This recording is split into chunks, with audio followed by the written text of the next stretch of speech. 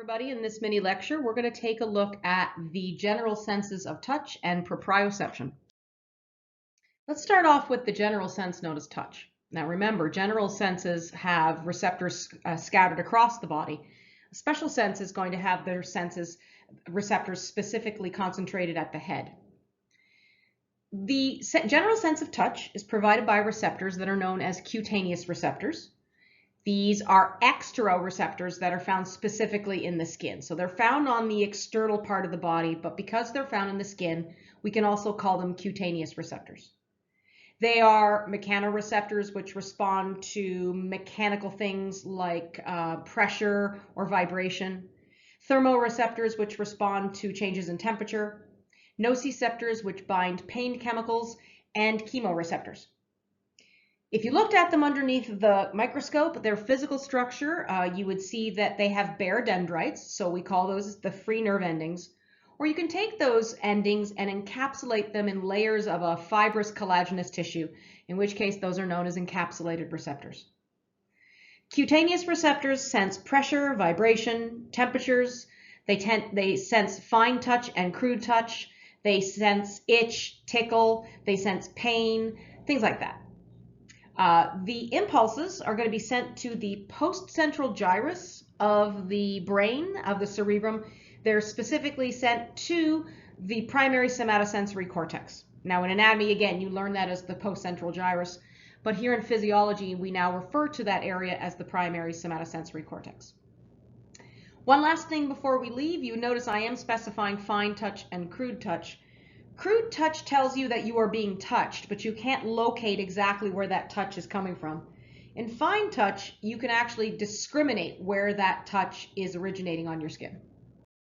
Let's take a look at the mechanoreceptors that are found in skin. Some of these you may have learned in your anatomy class. Let's start off with something called a Merkel disc. A Merkel disc, I'm going to highlight it right here for you in the diagram. Found at the border of the epidermis and dermis, these are very slowly adapting sensory receptors. They detect light pressure. They allow us to detect the edge of an object or the shape of an object. They allow us to detect the texture of an object. Think of somebody who is reading something through Braille. That would be accomplished by the Merkel discs in their fingertips. The Meissner's corpuscles are right next door. I'll highlight that in blue right here. The Meissner's corpuscles are for fine or what we call light touch, for low frequency vibration, for soft stroking motions on the surface of your skin. So think of something softly fluttering against your skin. Like the Merkel discs, they're found at the border of the epidermis dermis. They are very fast adapting. They are located, a lot of them, in our fingertips, our lips, the tongue, the nipples, the penis, and the clitoris. These are the only locations they are found, whereas Merkel discs are scattered throughout the skin. We also have something called a root hair plexus. These are crude touch receptors that are found in the root of the hair. They are very similar to a Merkel disc. Ruffini endings, or what are called Ruffini corpuscles, are going to be for the sensation of the stretching of skin. They allow us to detect sustained pressure. They also allow us to figure out our finger position. They're found in the deep dermis. So here's one that I'm actually going to circle a couple of them right there. Very slowly adapting, but their exposed nerve endings are encapsulated in a collagenous capsule. So they're considered to be of the corpuscle type. The most common corpuscle one you've probably learned is this one I'm going to highlight right here. It's called the Pacinian corpuscle. It's found just like Ruffini endings in the deep dermis. It can also be found in the hypodermis. These are very, very fast adapting sensory receptors. They are for the onset of deep pressure, for the stopping of deep pressure. So if somebody turns around and grabs your arm and squeezes, that initial signal is done by the Pacinian corpuscle.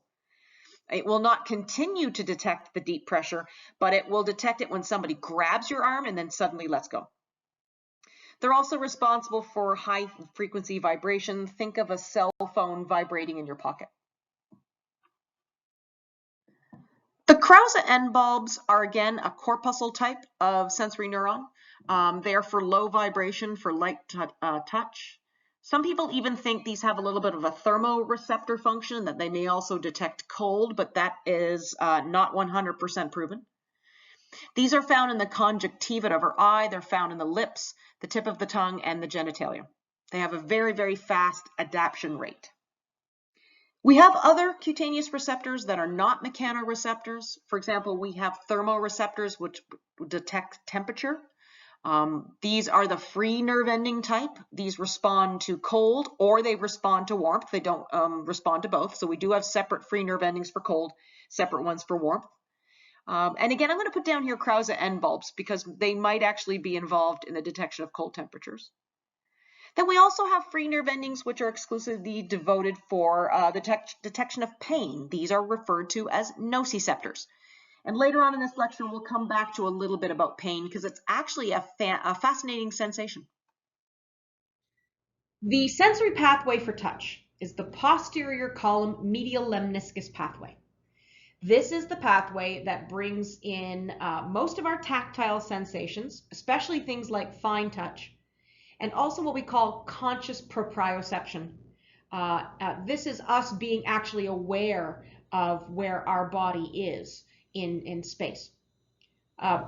The fine touch is really, really interesting because there is something called stereostygnosis, which is associated with fine touch.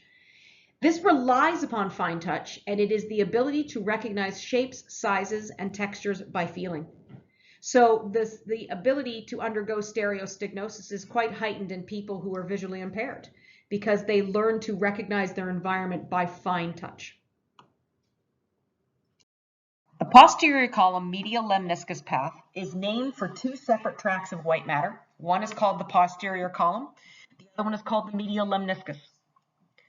First order neurons are pseudo-unipolar sensory neurons whose sensory receptors are encapsulated nerve endings embedded in the skin of the trunk and the limbs. The axons are going to come into the spinal cord. They're going to turn around and keep going up towards the brainstem. And as they travel up, they form the posterior white columns. These first order neurons are going to end in the medulla oblongata. When they get to the medulla oblongata, they are going to synapse with the second order neurons. Second order neurons are going to decussate. They're going to cross over to the other side of the medulla oblongata. They are then going to pass up through the midbrain through a structure called the medial lemniscus. They're going to form the second part of this pathway, which is the medial lemniscus portion. They're going to end up in the thalamus, where they are going to synapse with the third order neurons, and the third order neurons are going to take this information from the thalamus to the primary somatosensory cortex, also known as the postcentral gyrus. The posterior column medial lemniscus pathway is not the only pathway that will carry in this touch information from our cutaneous receptors. We also have the anterolateral spinal thalamic pathways. And by anterolateral, I mean there's actually two spinal thalamic pathways. There is the anterior spinal thalamic pathway, which is right here in the anterior white column. And then you have a lateral spinal thalamic pathway, which is more towards the lateral white column. Now, the lateral spinal thalamic tract, the axons are going to carry in information from cutaneous receptors that have detected pain and temperature changes. The anterior spinal thalamic tract, those axons are bringing in information from the cutaneous receptors that have picked up tickle, itch, pressure, and crude touch. The first order neurons are going to have their sensory receptors located in the skin of the neck, trunk, or limbs. They're going to come in as axons, and they're going to terminate in the posterior gray horn. In the posterior gray horn, they will synapse with the second order neurons. Second order neurons will then decussate. They will cross over to the other side of the spinal cord, pass upward through the spinal cord and brainstem as either the lateral spinal thalamic tract or the anterior spinal thalamic tract. The second order neurons will synapse with the third order neurons in the thalamus, and the third order neurons will then travel to the cerebral cortex where they will terminate in the primary somatosensory cortex. This primary somatosensory area is important because it's the area of the cerebral cortex that receives somatic sensory information from cutaneous receptors across our body. The precise localization of these somatic sensations is going to occur when they arrive at the primary somatosensory area. Now, so far, all we've talked about is cutaneous, okay? So far, we are learning the primary somatosensory area as a processing area for cutaneous information. But we will eventually add to this because we're going to switch over in a second to proprioception. I will tell you a really neat thing about the primary somatosensory area. Some regions of our body provide more input to this area. For example, there is more area of the primary somatosensory cortex that is devoted to processing sensory information from the cheeks of our face, the lips, really the rest of the face, and the tongue, in addition to the hands and specifically the thumb. While other areas of the body are processed by smaller regions of that somatosensory area. Now, the idea is that we experience our environment with our face and with our hands. So it's really, really important that this primary somatosensory area devote as much, square footage to processing the information coming from our face and our hands. Let's take a look a little bit about pain. As I mentioned earlier, pain is quite fascinating. And to be quite honest with you, it's only been in the last decade or so that researchers have begun to explore pain and the mechanisms behind it, which is a shame because pain can be a significant factor of our life. It can have a significant impact on the quality of our life and the quality of our health. Pain is detected by free nerve endings that are referred to as nociceptors. Nociceptors are there to respond to what is called strong nauseous stimuli. This means stimuli that may actually damage tissue. This is things like cutting of the skin or pinching, extreme temperatures.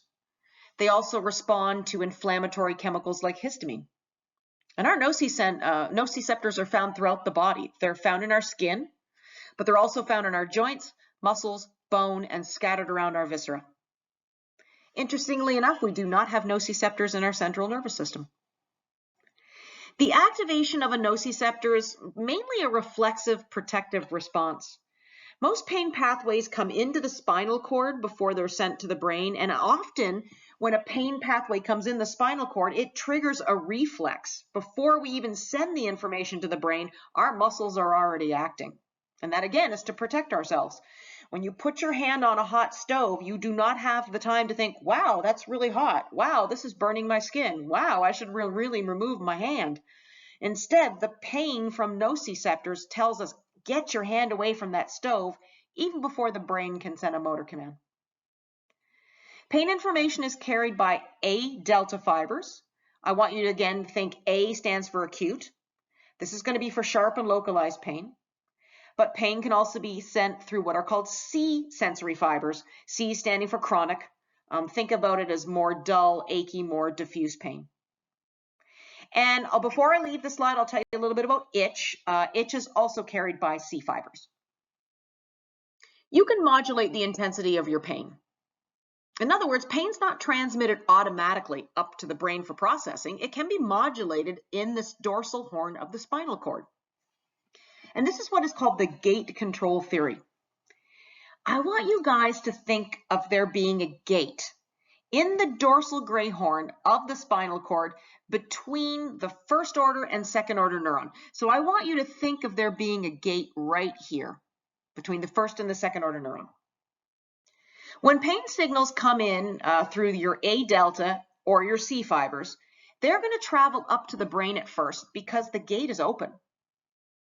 But this pain can be blocked or it can be reduced by activating another kind of sensory fiber called the A beta fiber. The A beta fibers are going to be for touch, pressure, and vibration, and these fibers actually can close the gate. What they do is they actually will stimulate an inhibitory interneuron, which is found at the gate. So take a look at this picture up here. We've got ourselves the stimulus right here. It's going to travel through an A delta or a C fiber. It's going to go through the open gate, and it's going to travel along the second order neuron and go up the brain, up to the spinal cord to the brain. But take a look at this thing right here. Here's this inhibitory neuron I've been talking about. This is the key to close the gate. Now let's take a look at what happens when pain comes in and we want to modulate it. So our pain is still coming in. It's still traveling through the A, delta, or C fiber. But now, when something painful happens, you can activate a receptor for touch or for vibration or for rubbing. That's going to travel along the A beta fiber right here on the bottom. It is going to activate the interneuron and it's going to close the gate. So I am closing the gate right here. And now the signal along the second order neuron up to the brain has been decreased. This is why when you cut yourself and you go ow and you press on it, or you cut yourself and you rub on it, this can decrease the intensity of pain because the rubbing and pressing is activating the A beta fiber, which is closing the gate between the pain fiber and the rest of the pain pathway. I think that's absolutely fascinating, and hopefully you do too. Now, I will say for the last thing, your mummy kissing your boo-boo to make the pain go away, that's not this mechanism. As a matter of fact, they still don't know why mummy kissing your boo-boo makes the pain go away. Let's now shift away from tactile sensations like touch and pressure and itch, and away from pain, and take a look at another type of somatic sense, which is called proprioception, which is basically your body's ability to figure out where it is in space. Proprioception is defined as the perception of our body's position and speed. Now, this is going to differ from exteroception, which is our perception of the world surrounding us, interoception, which is our perception of the internal conditions of our organs, and it also includes things like pain and hunger. Proprioception is detected by sensory receptors that are known as proprioceptors. If you wanted to classify these proprioceptors based on what stimuli detects them, they would be called mechanoreceptors. Our proprioceptors are located in skeletal muscles, joints, and tendons, and it's also located in the inner ear. And what our proprioceptors do is that they allow us to estimate weight and determine how much muscular effort is needed to move that weight. So in other words, proprioception allows us to determine how much muscular effort is needed for a specific muscular task. Proprioception also allows us to determine how our muscles are moving us in our surrounding environment in three-dimensional space. So it gives us things like direction and speed of movement.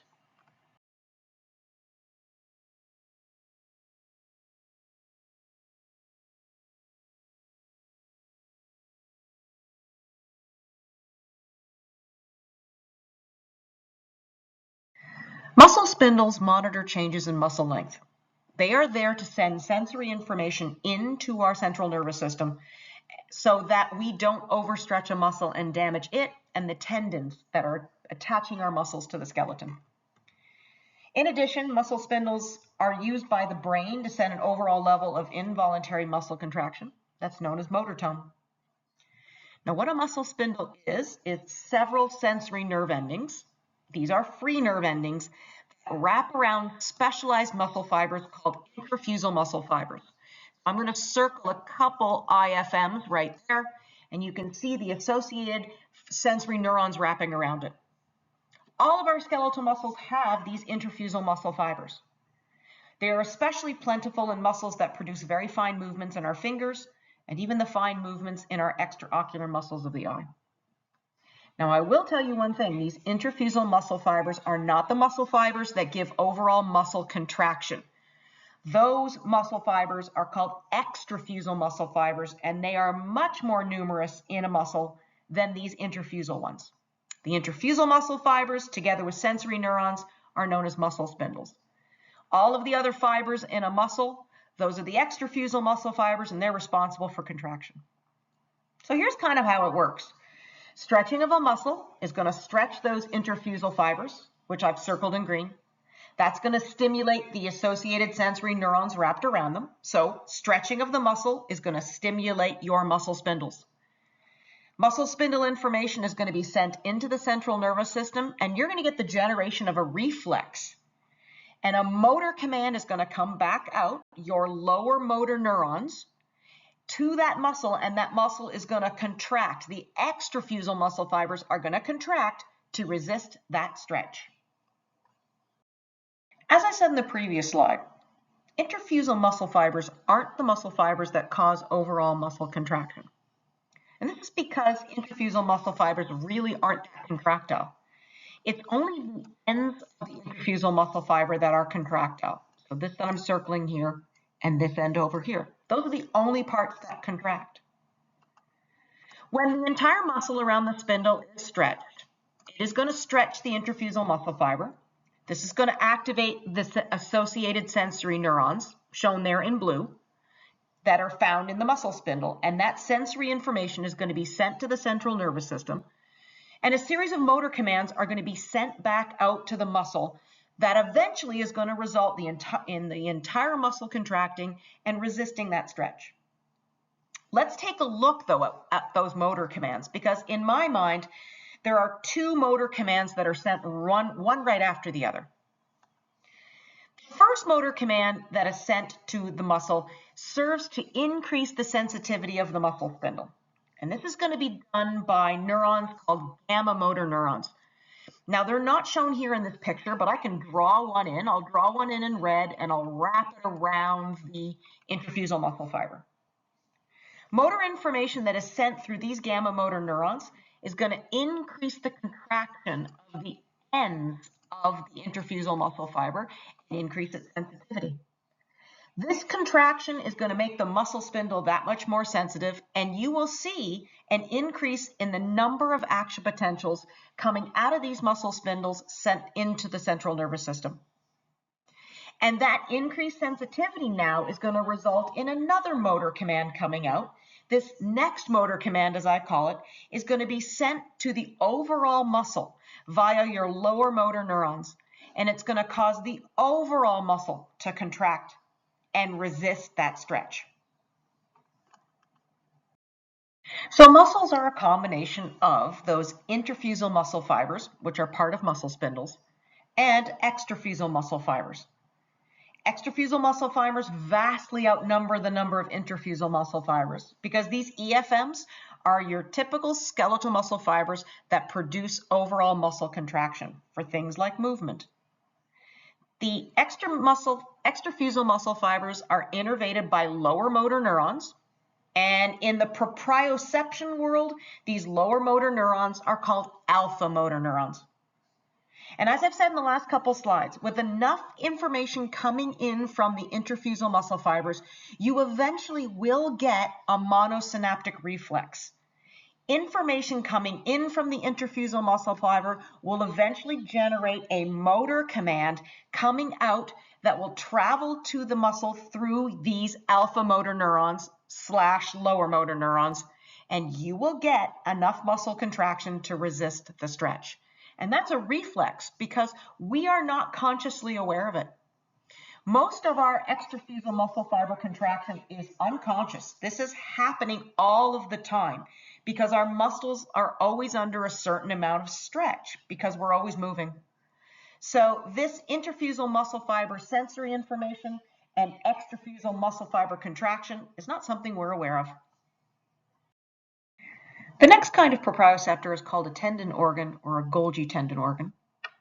These are located at the junction of a tendon and a muscle, and they consist of a thin capsule of connective tissue that wraps around a few bundles of collagen found within the tendon.